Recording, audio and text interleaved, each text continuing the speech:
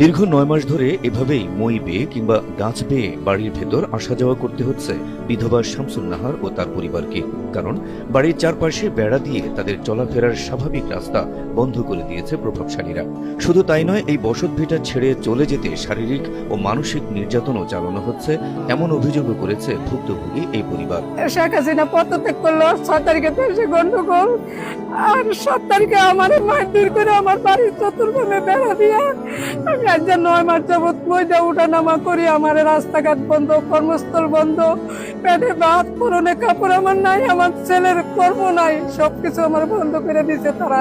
আমজাদ হোসেন, নুরুল হুদা, কারমিন শেখ, ফরিদুল ইসলাম, তারপরে বাবলু, এরা মিল্লা, সবাই মিল্লা ফোনে কয় তারা ম্যাজিস্ট্রেট, ফোনে কয় সচিব, ফোনে কয় তারা বিএনপির বড় নেতা। ঘটনাটি গাজীপুরের শ্রীপুর পৌরসভার কেওয়া পূর্ব খণ্ডের সচিব গেট এলাকার। ২০০৫ সালে ৩.৫% জমি ক্রয় করেছিলেন বিধবা শামসুন নাহারের প্রয়াত স্বামী আমিরুল ইসলাম। সে জমির দাম আজ কোটি টাকা।